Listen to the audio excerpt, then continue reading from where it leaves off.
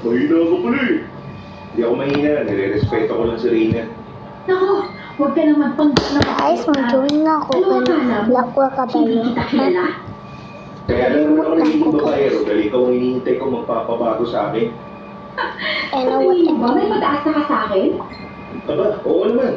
Pero ano kasi, masyado akong pakipot. Kung ako sa'yo, sagutin mo na ako. Baka magbago isipan ko. Sa ulit talagang pagsisisi. Ang kapal na mukha mo. Napailing na lang ako habang pinagmamasdan ang masungit pero magandang mukha ni Rina. Maya-maya, niyaya ko na si Paulo na maligo sa dagat. Ang sarap at ang lamig ng tubig sa katawan. Lumubog ako sa ilalim ng tubig pero naramdaman ko na may humawak sa paa ko. Pilit akong hinihila pababa.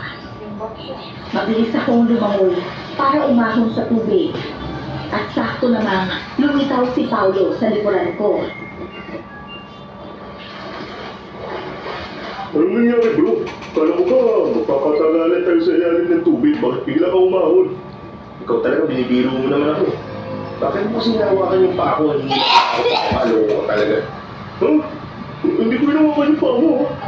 Huwag mo nga ako mabiro ng gano'n. Nagsasabi ako ng totoo. Hindi ko hinawakan yung mga paa mo, no? Ang mabuti pa, umaham na lang tayo, tuminom na hanap. Teka na, wala pa nga tayo 20 minutes dito eh. Nilalamig na ako. Maliligo na lang tayo ulit bukas sa umaga. Ang sabihin mo, si Rina lang ang inaalala mo kaya halos di ka lalayo sa kanya. Si Rina na lang tayo Guys, pinakatakot ako doon. Hindi naman sa iyo babae din eh. Ayoko dun. Ikaw na pumama dun. Maganda naman si Rina. Sexy pa. Bakit si Rina? Hindi ba sexy? Maraming babae yun, may muscle. Nang paahon na kami sa tubig, bigla akong nakalingon at may nanindag akong anino na parang malaking isda. Hindi ko pinansin yun at lumapit na lang kami sa iba pa namin kasama.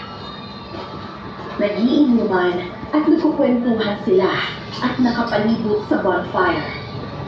Nakisabay rin si Rina at ang tatay nito. Pero bigla kami nagulat na may umalulong sa dagat at may malakas na halakhak galing doon. Ano yun? Anak na, may multo ata dito sa dagat eh. Oo nga, parang boses ng babae yung umahalulong sa katungawa. Hindi kaya natin may nalulog dito, minumulto tayo. Kaya yun na lang yun. Ito nga pala, may flashlight akong dala dito. Lugay po, guys. Ilawan nga natin ng tubig kung talagang may multo.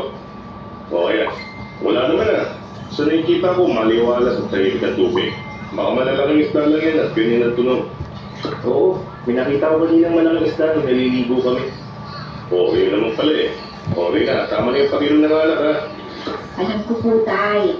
Kayo po ang hindi pwedeng maglasing. Makakatingin kayo sa puso niyan. May sakit na nga po kayo eh. Inom ka pa rin ng inom. Paminsan-minsan na naman to na. Isang beses sa isang taon kaya walang masama doon. Ay naku, tay. Ganyan na lang po lagi yung sinasabi mo eh.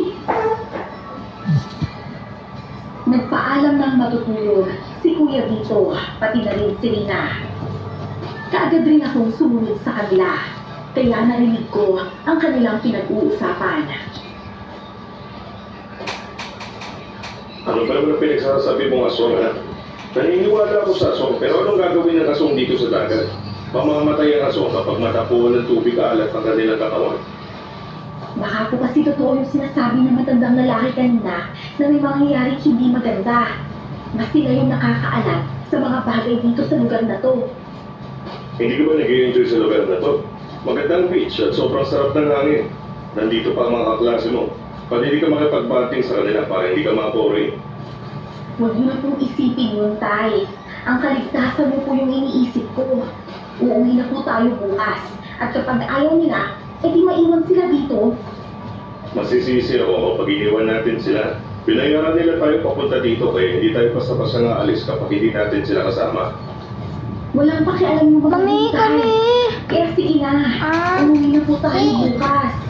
May stickers Sige, na? kakausapin ko muna sila. Stickers na? Hindi na, kung nagtatakot ka na, sila yung Stickers. isipin yun. Tama tatay mo. Walang aswang na pupunta Paano dito ko sa atin guys? at susugod dahil maalat ang tubig. Matatakot sila. Anong ginagawa mo dito?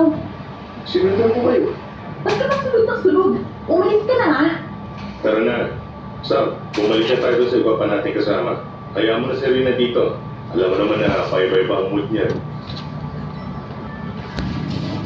Kinaumagahan, naunang nagising si Rina para daw makapagluto siya ng pagkain.